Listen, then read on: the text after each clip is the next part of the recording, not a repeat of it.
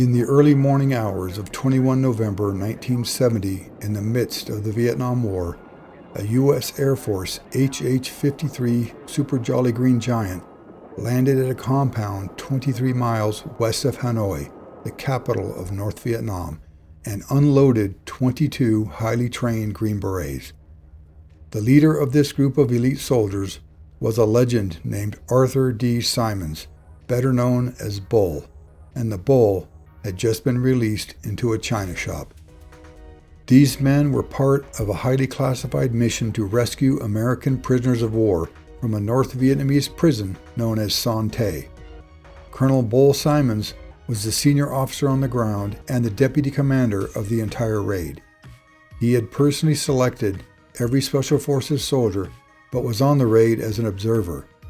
His group was call sign Greenleaf, and the Greenleaf commander was Special Forces Captain Udo H. Walther, and both Walther and Symons came to the terrible realization that their Super Jolly had landed them in the wrong place. They quickly recognized that they were at what was called the secondary school, a compound 400 meters south of the Sante prison camp. Symons quickly called for the return of Apple I, the call sign of the HH-53 piloted by Lieutenant Colonel Warner A. Britton. But before Apple I returned, there were heads popping out of windows in the compound, confused at the thunder of numerous Jolly Green Giants flying at rooftop height and suddenly realizing those were Americans moving towards them. And then the shooting started. Arthur David Symons was born in New York City on 20 June 1918. In 1941, he graduated from the University of Missouri's ROTC program with a degree in journalism and was commissioned a second lieutenant in the Field Artillery. He served in the 98th Field Artillery Battalion in New Guinea in the Pacific Theater, where he saw combat and volunteered for the 6th Ranger Battalion. As B Company commander, he found his true calling leading men in battle, which included the invasion of the Philippines and the raid on Cabanatuan. After the war, he served as the XO of the 6th Ranger Battalion during the occupation of the Philippines. Many who knew Symons called him fearless, but never careless. Discharged after the war, he served as a member of the New Jersey Highway Patrol before being recalled to active duty in 1951 due to the Korean War, and was assigned to the Amphibious and Jungle Training Camp, Ranger Training Command at Fort Benning, serving as its first commander. We believe that a prerequisite to successfully completing the course is to be able to operate in a sound tactical manner after you've been put under extreme physical strain. To be able to have your mind work when your body is tired. As far as we're concerned, an infantryman is limited by only one thing, what he's got in his guts and what he's got in his head.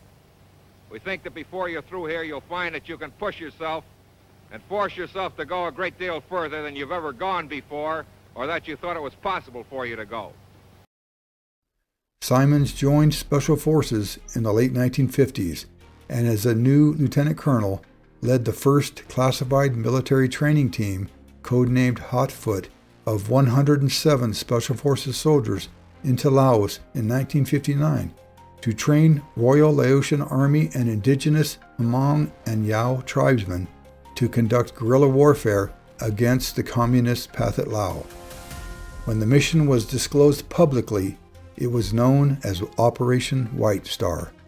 He also served as Chief of Staff at the U.S. Army John F. Kennedy Center for Military Assistance at Fort Bragg, North Carolina. In 1963, he became the commander of 8th Special Forces Group at Fort Gulick in the Canal Zone.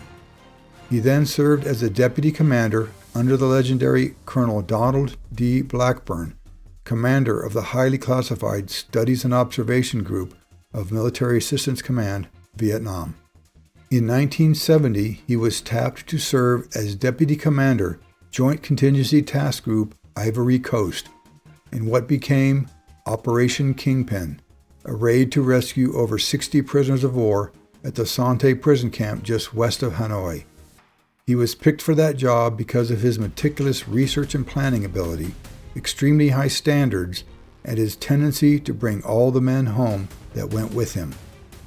That led him to 0219 in the morning, in front of a compound of buildings where taller than normal soldiers with lighter skin were piling out of buildings and firing from windows.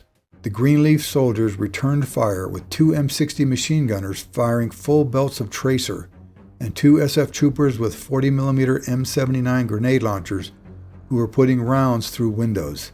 The rest of the Special Forces soldiers had CAR-15s fitted with red dot sights that made them deadly accurate at night. In a firefight that lasted 9 minutes, Simons and Walther estimated they stacked between 100 and 200 bodies before Apple I swooped in, picked them up, and delivered them to the Sante camp a quarter a mile away.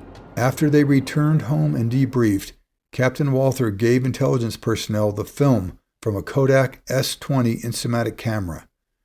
There were a lot of public questions on who exactly was in the secondary school, because they definitely were not from the People's Army of Vietnam, known by the Americans and South Vietnamese as the NVA. It seemed likely that they were either Russian, Chinese, or North Korean, countries that were known to support North Vietnam with arms and ammunition. But the USSR, PRC, and North Korea never admitted they had troops in North Vietnam, much less lost any troops in action, and the U.S. government did not pursue it at all. In fact, the photos Captain Walther's Green Beret photographer took disappeared, but it is likely that the U.S. intelligence services, namely the CIA and the DIA, knew exactly what troops were housed in the secondary school. Captain Walther had a souvenir, a belt from a dead soldier that he had taken during the battle as his own belt had broken. The proof? A Chinese officer's belt buckle, apparently the only item of a Chinese officer's uniform that was different from an enlisted soldier. But the U.S. government did not downplay this incident, they buried it. President Nixon and his National Security Advisor Henry Kissinger were attempting to improve relations with China, and this entire incident was highly detrimental. And Mao Zedong would never admit that hundreds of Chinese soldiers residing a quarter mile from an NVA POW camp housing Americans had engaged and been killed by U.S. Army Special Forces, so they kept quiet too. For political expediency, both governments completely ignored it and tried to forget the bull and his 22 Green Berets in the China shop. There is also a line of thought that the accidental insertion of 22 Special Forces soldiers at the secondary school effectively destroyed the ability of those Chinese soldiers to respond to the raid a mere quarter mile away. Intelligence had never identified the school as a military installation and did not know there were around 200 soldiers there. Though the teams landing at Sante had prepared blocking positions to cover anyone crossing a footbridge that led from the school to the prison, 200 maneuvering soldiers could have seriously impacted the entire mission. In the end, the raid was unsuccessful as the prisoners had been moved months earlier, but it was not a complete failure. North Vietnam was so shaken by the raid that they immediately improved the treatment of the POWs they held. Torture almost ceased. Food improved slightly, but best of all, the prisoners were consolidated and began to associate with each other, and morale improved tremendously. The raiders, however, did not realize this until the war was over and the prisoners came home. Prior to the raid, Bull Simons was a highly respected Special Forces officer. His work on the White Star program in Laos, his time in SOG in Vietnam, and his command of 8th Special Forces Group meant that hundreds of Special Forces soldiers knew him personally and the rest knew him by reputation. When he was recruiting for an unnamed, vague operation in an unidentified country, nearly 500 Green Berets showed up to apply. Though Bull's raid on Sante failed to recover any prisoners, and in spite of intense firefights both at the secondary school and at the Sante camp, he brought every man back home, cementing his status as legend in Special Forces. Bull summed up his leadership philosophy. Small unit combat is a pretty simple business. The guy who carries the gun wants to know what the hell kind of a man you are, And he wants to know you're there with him, not up front necessarily, but that you know your business. You've got control of the son of a bitch, and if the thing goes sour, that you are going to be there with him when it's time to have it out. Bull retired from the Army in July of 1971, never making general and never giving a shit. He and his wife Lucille raised pigs in Red Bay, Florida, where Bull enjoyed raising animals, worked as a part-time gunsmith, and reloaded ammunition for his outrageous collection of firearms. In 1978, his wife was diagnosed with terminal cancer and died within a year. Though Bull was known to be gruff and mean, and some even described him as someone who just generally hated people, he was devoted to Lou and was devastated by her death. His grief was so bad that friends worried about him becoming a recluse. Two things got him out of his funk. The first was Army Colonel Charles A. Beckwith, who was standing up Delta Force, asking Simons to come down to Fort Bragg to assess the unit's progress. Simons observed a number of live fire exercises, and Beckwith said his wisdom and observations were priceless. The second happened in late 1978 when Bull was asked by his friend H. Ross Perot to help him get two of his employees out of a prison in Iran in the months before the Shah's government collapsed. Bull led a team of select employees from EDS into Iran and arranged a massive prison break of over 12,000 Iranian prisoners just to release two EDS executives. Bull then successfully led the team 450 miles across Iran to the Turkish border, bringing his entire team home again. Just months later, on 21 May 1979, at age 60, while on vacation in Vail, Colorado, Simons suffered a massive heart attack. Before he went into surgery, he was able to call his good friend and fellow Sante raider, Dick Meadows, and tell him he would either be heads up or feet down in 3 or 4 hours. It turned out it was the latter. Colonel Arthur D. Simons rests with the best at the Barrancas National Cemetery at NAS Pensacola, Florida.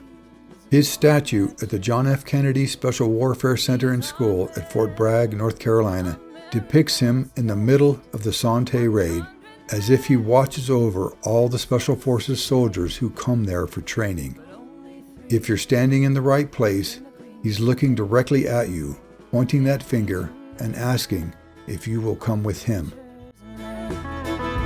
Trained in combat, hand to hand, men who fight by night and day, courage take from the Queen Beret, silver wings upon their chests.